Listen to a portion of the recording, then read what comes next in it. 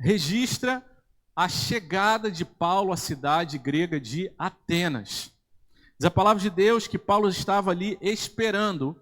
O texto anterior, ainda no capítulo 17, a partir do versículo 10, nós vamos ver Paulo, nesse contexto da sua segunda viagem missionária, que começa a ser relatada no capítulo 15, a partir do versículo 36, quando Paulo e Silas, eles começam sua viagem missionária, vão ali para Filipos, a primeira região ali da Europa, onde a palavra de Deus é pregada, ali na casa de Lídia, e a igreja nasce naquele novo continente. Depois eles curam uma jovem adivinhadora, expulsam o demônio daquela jovem e a perseguição volta a ficar acirrada, porque afinal eles tinham expulsado ali um demônio daquela menina e os donos daquela menina perderam a fonte de lucro. Então eles fizeram ali um engendramento para perseguir Paulo e Silas. Eles são presos, mas à noite eles recebem na prisão a visitação do Espírito Santo, da presença de Deus. Há um terremoto, eles são libertos, o carcereiro se converte, eles são livres e depois eles seguem para Tessalônica. De Tessalônica eles evangelizam ali, pregam a palavra do Senhor, mas são ali também perseguidos e são conduzidos para a próxima cidade, a cidade de Bereia. A cidade de Bereia é conhecida por ter crentes que levavam muito a sério, eram comprometidos com a palavra de Deus. O que eles ouviam das pregações, eles iam conferir para ver se de fato era como aquilo estava sendo pregado. E então, na cidade de Bereia, aqueles de Tessalônica que os haviam perseguido, vão até Bereia também para perseguir, e diz a palavra de Deus ali no finalzinho do texto, dessa perícope, versículo 10 até o 15, nós vamos ler, versículo 14, Atos 17, 14. Então os irmãos fizeram com que Paulo fosse imediatamente para os lados do mar, porém Silas e Timóteo continuaram em Bereia. A perseguição veio em Bereia, Paulo foi levado, guardado, protegido pelos irmãos até os outros lados do mar, até chegar ali em Atenas, mas a sua equipe missionária, que tinha, dentre outros, Silas e também Timóteo, continuaram em Bereia. Os responsáveis por Paulo levaram-no até Atenas, diz o versículo 15, e regressaram trazendo ordens a Silas e a Timóteo para que fosse encontrá-lo o mais depressa possível. Então esse é o contexto do que nós estamos expondo nessa manhã. Paulo estava na cidade de Bereia, a perseguição veio, os irmãos guardaram Paulo numa caixinha e falaram, vamos levar ele para outro lugar, para que não matem o nosso missionário, e eles o levam para Atenas. A equipe missionária com Silas e Timóteo permanece lá, e Paulo fala, por favor, mandem eles também para Atenas, que eu estou esperando. E aí é por isso que nós lemos no versículo 16, enquanto Paulo os esperava Silas e Timóteo, enquanto eles os esperava, Paulo teve o seu espírito revoltado, ele começou a ficar comovido, incomodado, diante da idolatria dominante na cidade. Disse que na cidade de Atenas, tão grande era a idolatria, a quantidade de imagens de deuses que eram adorados ali, que conta-se o ditado daquela época que era mais fácil encontrar um deus, um ídolo, uma imagem de escultura, do que um ser humano em Atenas. E é nesse contexto que Paulo chega até aquela cidade grega e começa a ver aquelas centenas de imagens e o seu coração fica angustiado, despertado, revoltado com aquilo dali. Paulo não tinha apenas um interesse de ordem turística por conhecer uma nova cidade e achar bonita aquela arte, não que não tivesse muitos elementos de ordem artística ali, nas esculturas, naquilo que era construído, na arquitetura, mas o que chamou a atenção, despertou o coração e a revolta, a comoção do coração de Paulo foi ver aquela grande idolatria. Então, ali ele começa a falar nos locais onde ele tem oportunidade. Ele fala para judeus, nas sinagogas que haviam ali, havia uma quantidade mínima de judeus que se reuniam em sinagogas. Ele falava nas praças também para gentios. E aquela pregação de Paulo começa a se espalhar, e naquele contexto onde havia uma espécie de esporte nacional, a retórica, a conversa, o diálogo. Era para eles alguma coisa muito cara, muito preciosa. Eles gostavam, os gregos ali em Atenas, de ir para as praças e discutir. E eu trazia um argumento a respeito de uma tese, e o outro vinha com a antitese, com a antítese, e tentava rebater aquilo dali. Então, para eles, aquilo era bonito, a retórica, quem falava melhor, quem defendia as suas ideias. É nesse contexto que Paulo vai defender as suas ideias a respeito do Evangelho, mas na intenção não de debater, mas simplesmente expor diante da idolatria o Evangelho e o caminho de Deus para o ser humano. Mas naquele contexto cultural. Aqueles filósofos, são citados aqui epicureus e estoicos, que basicamente eram filósofos que diziam, olha, não há sentido para a vida, o sentido para a vida é evitar o sofrimento e aproveitar da melhor forma possível, com prazer, todas as coisas que você pode desfrutar. Não tem transcendência, não tem o amanhã, não tem... O que tem é isso daqui. De modo geral, era isso que eles criam.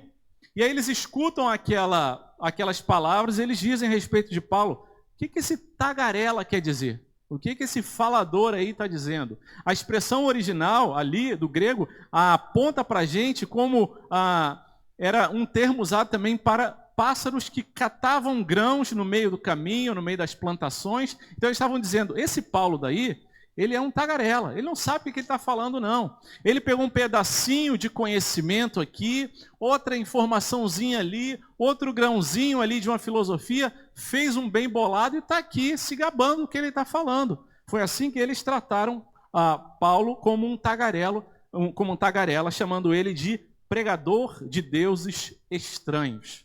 Visto que Paulo não estava falando sobre nenhum daquelas imagens, daqueles deuses que estavam ali. Na continuação do texto, na próxima exposição, com a graça de Deus, vamos falar sobre o link, o gancho que Paulo faz quando ele vê um altar escrito ao Deus desconhecido. E esse Deus a respeito do qual Paulo estava falando era Jesus, o Deus encarnado. E ele falava sobre Jesus e a ressurreição de Jesus.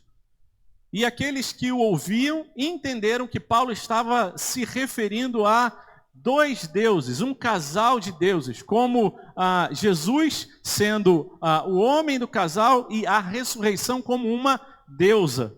E assim eles falaram, peraí, a gente não está entendendo bem. Pegaram Paulo e reparem essa recorrência do que acontece com o apóstolo. O apóstolo ele é conduzido de um lugar para o outro. Eles tomaram Paulo e levaram ele não da praça comum dos homens que praticavam aquela partida de futebol como se fosse uma pelada ali, aquela disputa de ideias. Mas espera aí, o que você está falando está chamando a atenção da gente, as pessoas estão falando muito sobre isso. Vamos para outro lugar de mais destaque chamado Areópago. O Areópago era esse local onde as ideias eram finalmente refinadas e julgadas.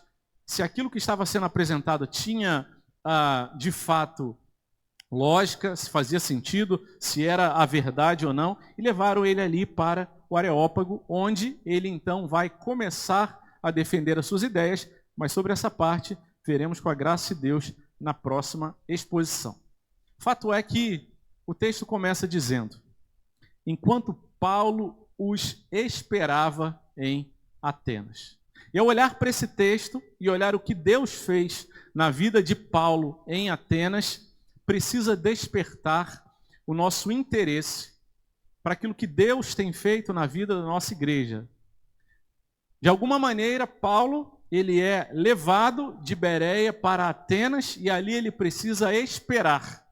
Paulo ele está sozinho, sem a sua equipe missionária, e ali Paulo consegue ter uma viva lembrança de que ele não é senhor do tempo. Ele precisou fazer aquilo que ninguém gosta de fazer, que é esperar. Ele não podia ir nem para frente, nem para trás, ele tinha que esperar. E esse é o primeiro ponto que eu quero destacar na nossa mensagem. Enquanto Paulo os esperava ali em Atenas, existem situações na nossa vida que Deus vai nos levar para ficar sozinhos, sem os seus companheiros, sem aqueles que costumam apoiar você, sem aqueles que estão lado a lado, mas Deus coloca você em situações em que você está sozinho e nos obriga ou nos conduz na soberania e providência dele a esperar.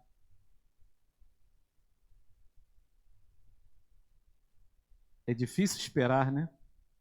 A gente não quer esperar.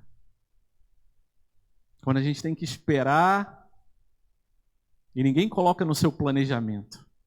Eu vou fazer um plano e quando chegar em determinado ponto eu vou esperar, porque a gente não quer perder tempo. Especialmente quando a gente está atravessando momentos em que a gente se sente sozinho, que a gente está angustiado, em que as coisas não estão de acordo com aquilo que a gente tinha planejado, quando a gente está num tempo de sofrimento e solidão e a gente precisa esperar. Fato é que Deus, na sua soberania, muitas vezes, e não poucas, conduz o seu povo a esperar. Mas Ele não coloca a gente para esperar no desespero. Antes, lembramos-nos do salmista que diz: esperei com confiança, confiantemente no Senhor. Há uma teologia bíblica da espera, da gente olhar para as nossas vidas e para a vida dos personagens bíblicos e saber que nós não somos o Senhor do tempo, as coisas não acontecem no nosso tempo. De quando em vez, na graça e misericórdia de Deus, o nosso tempo, nosso diapasão vai vibrar junto, certinho com o de Deus, mas muitas vezes a gente vai estar descompassado. E Deus está falando: é o meu tempo, é a minha forma. Então espera com confiança e descansa. Ao ler esse texto, eu me lembro muito do texto de Mateus, no capítulo 1, quando José, ele recebe a notícia a respeito de Maria, que estava grávida, e diz ali em Mateus capítulo 1, versículo 19, é um dos meus versículos preferidos da Bíblia, que diz: enquanto José ponderava nessas coisas, esperava e pensava a respeito do que tinha acontecido com Maria, ela estava grávida, ele não sabia ainda que tinha sido pelo Espírito Santo. Enquanto ele esperava, o anjo do Senhor apareceu para ele. E muitas vezes é o que Deus conduz a gente a esperar. É ruim. A sala de espera dói. A gente quer resolver logo, a gente quer passar logo a régua. Mas não é no nosso tempo. A gente já sabe o que precisa acontecer e a gente quer que aconteça ontem. Não é nem hoje, é ontem. Mas o Senhor, que nos leva a esperar, os conduz de acordo com o tempo e a forma dele. Diz: enquanto Paulo os esperava em Atenas, algo aconteceu. Versículo completo diz: enquanto Paulo os esperava em Atenas, o seu espírito se revoltava em face da idolatria dominante na cidade. E o primeiro ponto da nossa mensagem hoje é que Deus nos tira da indiferença e usa os nossos desconfortos como conexões para a proclamação da palavra de Deus. Enquanto Paulo era obrigado a esperar, tinha que aguardar os seus companheiros chegarem, vindo ali de Bereia, ele, tendo olhado para o cenário ao redor, ele viu aquela idolatria. E Deus desperta o seu espírito e ele se comove. A palavra no original fala como se ele tivesse tido uma convulsão no coração dele. Ele ficou agoniado, angustiado com aquilo ali, comovido, despertado, falando: não é possível que essas pessoas estejam tão cegas. Ele ficou revoltado em face da idolatria dominante ali. E Deus usa os nossos desconfortos, a nossa indignação diante das coisas que a gente vê, diante das coisas que a gente percebe ao nosso redor, e Deus traz redenção para que a nossa indignação não seja pecaminosa, não seja a respeito de nós mesmos, não seja um incômodo por causa de injustiças que fizeram com a gente, mas Deus traz indignação ao nosso coração com as coisas que são de Deus, que apontam para o interesse dele, e Deus faz isso. Para alguns ele traz esse desconforto, e por causa da nossa personalidade, alguns se revoltam e ficam meio que irados, aborrecidos. Não é possível que as pessoas sejam assim. Outros têm uma personalidade diferente e ficam mais angustiados para dentro, menos explosivos e mais introspectivos, e se entristecem e dizem: não é possível. E choram, e olham para aquilo, e se deprimem. Não é possível que esse povo esteja tão cego. O fato é que Deus, na sua graça e misericórdia, é Ele quem desperta a gente para olhar para os arredores e ver as coisas erradas. E falar: Deus, que venha o teu reino, que venha o teu conserto. Paulo olha para aquela idolatria ao redor e fica revoltado, comovido. Meus irmãos, o chamado, a convocação e a nossa oração é que o Santo Espírito também nos desperte para a idolatria ao nosso redor, mas especialmente para a idolatria do nosso coração, que é uma fábrica de ídolos. Ídolos não são apenas aquelas imagens construídas, colocadas sobre um patamar, mas são todas aquelas coisas materiais ou imateriais, concretas ou que você não pode pegar, que você coloca no lugar ou como mais importante do que Deus na sua própria vida, e às vezes o ídolo pode ser você mesmo. Que Deus desperte o nosso coração, porque quando a gente se melindra, quando a gente fica tão irritado, quando a gente fica aborrecido com o outro, muitas vezes é porque o nosso ego, o nosso ídolo, ele foi ameaçado. Que Deus desperte o nosso coração e traga quebrantamento e fala: Senhor, é verdade, é por causa do meu pecado. Falaram duro comigo, me desprezaram, não me elogiaram, eu fiquei tão triste, fico revoltado. Mas sabe por quê? É porque ainda tem muito ego, ainda tem muito eu aqui. Eu ainda não posso dizer como o apóstolo Paulo queria dizer: já não sou eu quem vive, mas Cristo vive em mim. Eu ainda digo, ainda tem muito do André vivendo em mim. Agora, quando não tiver mais nada da gente, quando não tiver mais orgulho, soberba, quando não tiver uma preocupação com a minha glória, nada vai poder me atingir.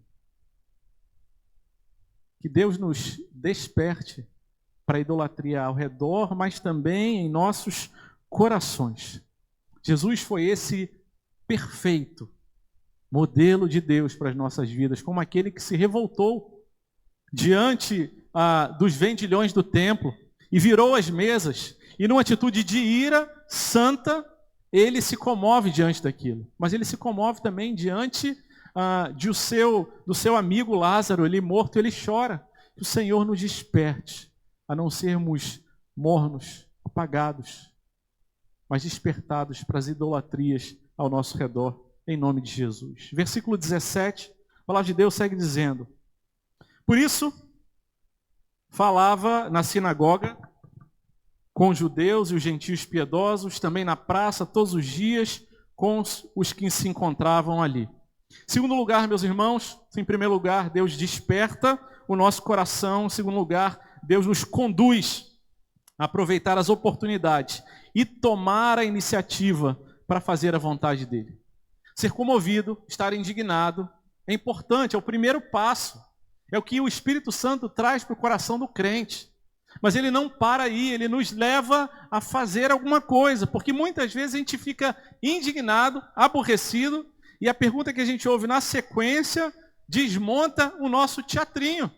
Porque a gente fala: não é possível, é um absurdo que as coisas continuem assim. E a gente faz a próxima pergunta, que é: e aí? O que a gente pode fazer com isso? Eu não sei. No final das contas, a gente quer reclamar, é falar mal. É dizer: pastor, tem que fazer alguma coisa, pastor. Olha aí, tem que resolver isso daí. Vai tu e resolve. Procura o teu irmão, conversa com ele. Não será que você vai ficar só reclamando? Deus conduz a gente para ser despertado, mas Ele é quem efetua em nós o querer e também o realizar. E aqui Ele faz isso na vida de Paulo. Ele é despertado, fica comovido ali, e ele começa então a pregar. Ele falava a alguns grupos, falava nas sinagogas para os judeus. Ele trazia ali uma pregação para aquele contexto, certamente citava textos do Antigo Testamento. Falava também para gentios piedosos que porventura estivessem ali na sinagoga, e também falava nas praças, certamente com uma comunicação mais contextualizada. A gente vai ver isso depois na próxima exposição, quando a gente for analisar o discurso de Paulo ali no Areópago, como ele contextualizou a partir da cultura grega dali. Mas fato é que ele fazia isso em vários lugares e todos os dias com os que se encontravam ali. E esse é o segundo ponto. Deus não só desperta na gente, coloca na gente, talvez já tenha despertado você para aquele seu colega de trabalho, para aquele seu vizinho. Cara, essa pessoa precisa ouvir a respeito de Jesus. Não é possível que ela ande nessa cegueira espiritual, nesse sofrimento sem esperança e com grande desespero. Mas Deus também é Ele, e para Ele é a glória dos que nos conduz a abrir a boca e falar e aproveitar as oportunidades. Aquele era um contexto onde a retórica, a oratória, onde o falar em público, o diálogo era tão valorizado, e Deus conduz. A glória não é de Paulo, a glória é de Deus, que leva Paulo a falar ali. De igual forma, a palavra de Deus nos orienta. A carta de Pedro, pregada há 2 domingos atrás: antes santificar a Cristo, diz Pedro capítulo 3, versículo 15, em vosso coração, que Ele seja tão especial em vosso coração. E como é que a gente vai santificar Cristo? Como Ele vai ser tudo na nossa vida? E aí ele diz, quando santificarmos, quando Ele for especial, quando a gente se render, Ele diz, estando, portanto, então sempre preparados para responder a todo aquele que vos pedir razão da esperança que há em vocês. Meus irmãos, toda vez que eu entro nessa igreja, nessa tenda, e vejo essa placa, eu leio que nós somos uma comunidade comprometida com a proclamação, eu falo, Senhor, tem misericórdia da gente. A gente não pode ser uma igreja mentirosa, a gente não pode ser uma comunidade que lê isso todo domingo, mas passa por aquelas portas e esquece isso. A gente precisa ser comprometido realmente com a proclamação. E se a gente não é, e a gente entende que a gente precisa ser, a gente precisa se quebrantar e falar, Deus, tem misericórdia.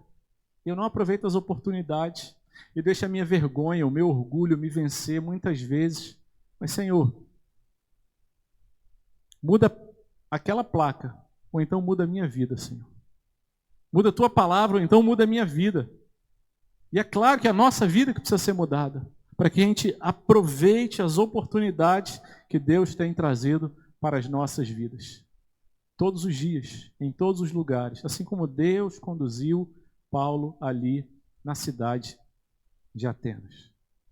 Mas Paulo aponta para Jesus, aquele que não perdeu nenhuma oportunidade, que falou para judeus, para gentios, para romanos, para homens, para mulheres, que assim o Senhor Jesus produza, faça, transforme isso em nossa vida, com a nossa proclamação, com aquilo que a gente fala e também com aquilo que nós vivemos. Pensando sobre o contexto dos irmãos ali na igreja da Coreia e naqueles que Deus tem enviado para pregar na Coreia do Norte, os missionários que chegam ali pela primeira vez, eles não têm condição de pregar abertamente. Se eles fizerem isso, vão ser expulsos. Mas a vida deles vai ser lida. Eles sabem que todos os que estão ali, que não são norte-coreanos, são missionários, a maioria deles são cristãos, e quando eles olham, falam assim, vocês têm alguma coisa diferente. A vida deles é lida, eles são a Bíblia que o povo que não conhece a Cristo lê, que assim também seja a nossa vida, o nosso testemunho. Mas não se esconda num país que nós temos total liberdade em dizer, as pessoas se quiserem que olhem minha vida, não. Nós temos a responsabilidade de abrir a boca e proclamar Jesus e a ressurreição. E assim nós vamos para o próximo ponto, versículo 18, diz a palavra de Deus, e alguns dos filósofos epicureus e estoicos discutiam com ele, havendo quem perguntasse, o que quer dizer esse tagarela? Outros diziam, parece pregador de deuses estranhos. Diziam isso porque Paulo pregava Jesus e a ressurreição. O terceiro ponto da nossa mensagem nessa manhã é a pregação do Evangelho, falando sobre o Jesus vivo e ressuscitado.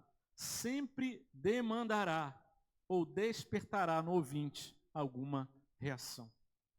Toda vez que com fidelidade a palavra de Deus é pregada, e a gente fala sobre Jesus, sobre a sua ressurreição, sobre o fato dele estar vivo, atuante, reinando, sempre vai despertar nos ouvintes algum tipo de reação. Ninguém que tenha ouvido a palavra de Deus pode ser considerado isento, sem culpa. Toda vez que a palavra de Deus chega, ele torna aquele ouvinte como indesculpável. Torna ele como aquele que diz, olha, eu não posso mais dizer eu não sabia, eu não fui informado, eu não tinha informação a respeito disso. Quando a palavra de Deus é pregada, ela é viva, poderosa, ela é espada que discerne os pensamentos, vai até o fundo da alma. E quando Jesus é pregado, sempre devemos ter a expectativa de alguma reação. E foi o que aconteceu ali. Paulo começou a pregar, e alguns dos filósofos, daqueles que estavam nas praças também discutindo, que falavam que a vida era só aquilo, que não existia verdade, que o bom da vida era só aproveitar os prazeres, evitar os sofrimentos, e isso se resumia a vida. Eles começaram a ouvir a respeito disso e desprezaram a Paulo. Falaram, você é um tagarela, você não sabe o que está falando não. Ele parece um pregador de deuses estranhos, é só mais um. E meus irmãos, muitas vezes é assim que a gente vai ser tido, considerado. Vão olhar para a gente e falar, você é um tagarela, é um ignorante, ele não sabe o que ele está falando. Você é dominado pelo pastor, pela igreja, isso aí leva o dinheiro para o pastor, ele não sabe o que ele está falando. Mas quando nós pregamos a Cristo, e ele vivo, ressuscitado, não há pessoa que ouça e que continue do mesmo jeito.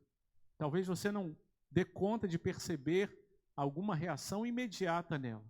Mas fato é que é a palavra, e é a palavra poderosa. Por mais que você fale de uma forma que você fala, eu não sei me comunicar com muita habilidade retórica, eu não sei trazer as palavras bonitas que os pregadores trazem, mas se você fala como alguém que se coloca diante de Deus, pode ter certeza, a palavra do Senhor vai encontrar espaço no coração e na mente, e jamais, como ela mesma diz, voltará vazia. Pais, mães, continuem pregando o evangelho para os seus filhos, continuem ensinando, trazendo na escola dominical. Saiba que aquilo que Deus tem depositado no coração e da mente há de dar frutos na estação apropriada para a glória dele. Mas ali, Paulo prega e é tido como um tagarela. Então, não se desanime se você tem sido tido como um tagarela, alguém que tem uma palavra que parece não ter nenhum valor.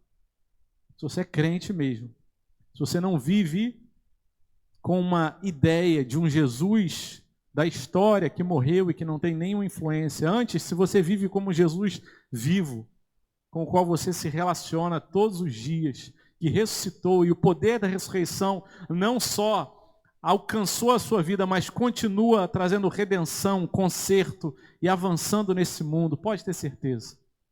Tua pregação vai encontrar corações que vão ser atingidos e transformados para a glória dele. A palavra de Deus segue dizendo, versículo número 21.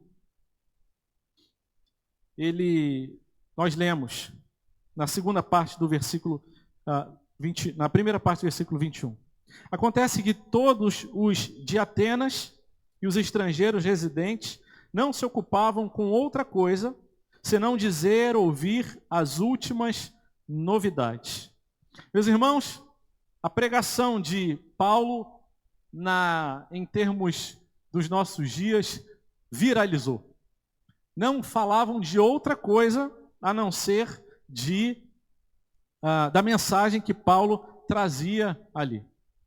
E na estratégia missiológica, no plano de Deus, nós parecemos ver aqui novamente o que aconteceu lá no começo do livro de Atos, quando o Espírito Santo é derramado, e ali em Jerusalém havia pessoas de vários locais. Paulo é levado para Atenas, e ali tinham não apenas habitantes de Atenas, mas estrangeiros de outros países que moravam ali. Então pense comigo, meus irmãos, aqueles que ouviriam a palavra de Deus, que receberiam, que seriam convertidos, era um grande potencial missionário para ir para outros locais, visitar seus parentes e levar com eles o precioso tesouro do Evangelho nas suas vidas e nos seus corações. Essa é uma estratégia que, por exemplo, a missão Jocum e outras missões fazem em épocas de Olimpíadas.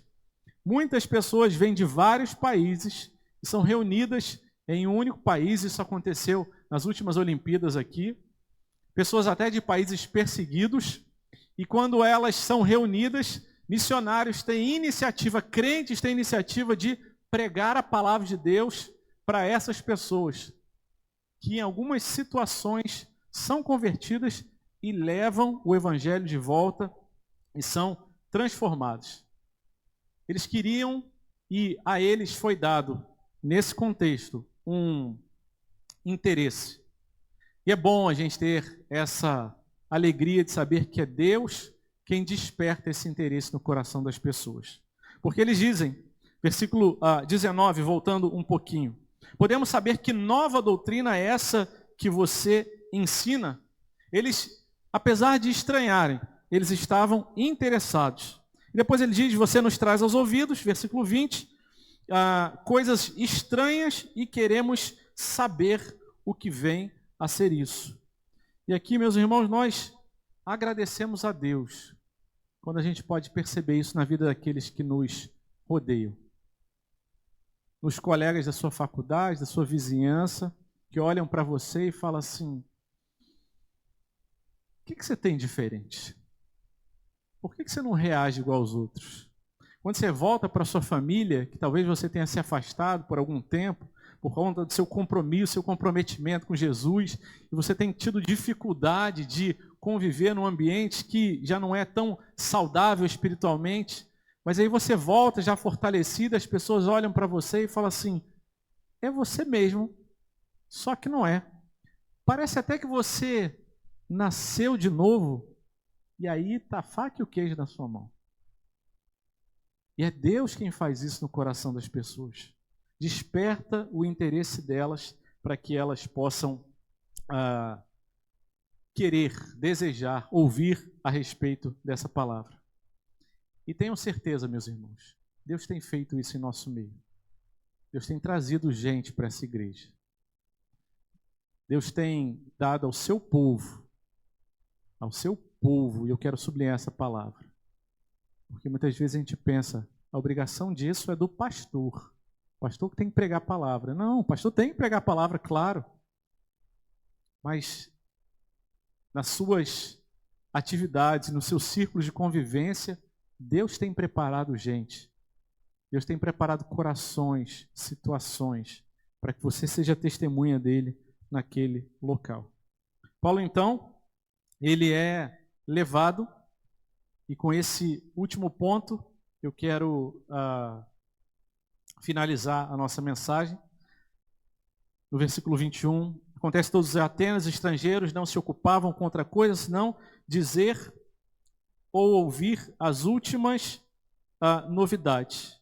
Então, Paulo levantando-se no meio do Areópago. O versículo 22 diz que Paulo se levantou, mas diz no versículo 19 que ele foi tomado até o Areópago. É interessante, se você voltar no capítulo 1 do livro de Atos e começar a ler de novo com marca-texto na mão, você vai identificar como muitas vezes essa expressão, então os discípulos foram levados, então os discípulos foram tomados, então eles foram conduzidos. Esse é um assunto recorrente, aparece repetidamente. Deus, na sua providência, mostra para a gente que, assim como a gente muitas vezes precisa esperar, lembrando que a gente não é dono do nosso tempo, muitas vezes a gente precisa se submeter às circunstâncias que conduzem a gente para um lugar onde a gente não queria ir, onde a gente não tinha colocado no nosso planejamento, em contextos e situações que você jamais tinha pensado antes. mas que Deus te arrebata. E muitas vezes com a igreja, com os irmãos que te levam. Mas em outras situações, com circunstâncias, com portas abertas, com portas fechadas, com bênçãos e às vezes com desafios, com diagnósticos difíceis. Fato é que Paulo foi tomado e levado até ao Areópago. E para terminar essa mensagem, eu quero convidar você a lembrar e pensar sobre isso.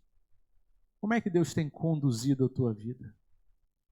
Como é que você tem considerado esse movimento do que tem acontecido na sua vida como um movimento que está debaixo da soberania de Deus? Você tem se revoltado, tem se aborrecido, tem se enfurecido, tem se deprimido? Ou tem se rendido diante do Senhor e falar: Deus, eu não entendo por que está acontecendo. Eu não entendo por que o Senhor está me conduzindo para esse local. Mas fato é que ali, no Areópago, naquele local de mais destaque, onde as mensagens, os discursos eram avaliados, criticados e julgados, Paulo teve uma das oportunidades mais preciosas do livro de Atos de compartilhar organizadamente a palavra de Deus. Talvez as portas que se fecharam na sua vida são Deus falando: vai por aqui, meu filho, eu estou conduzindo você, descansa.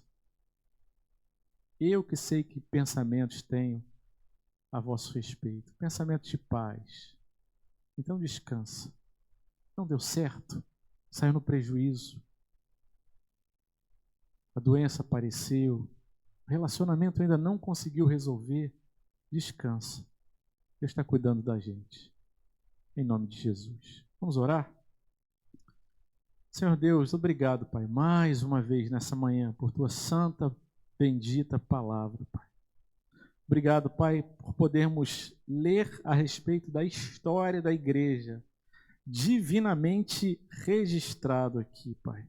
Obrigado, porque nós vemos como o Senhor tem levado a igreja desde o tempo de Atos. Tem despertado o coração dos Teus filhos, tem trazido às vezes até revolta, comoção com as situações de idolatria ao redor. O Senhor também tem não apenas despertado o coração, mas a boca para falar, e nós pedimos: levanta um povo que ame evangelização, que não perde a oportunidade, em nome de Jesus. Deus amado, nós queremos nos render diante do Senhor, porque tem situações da nossa vida que a gente não planejou, que a gente não queria que fosse do jeito que aconteceu, mas foi o Senhor que levou a gente para lá. Ajuda-nos a olhar essas situações como oportunidade do plano, do propósito e da condução da Sua providência em nossas vidas. Nós oramos assim, gratos e Te bendizendo. Em nome de Jesus. Amém. Amém.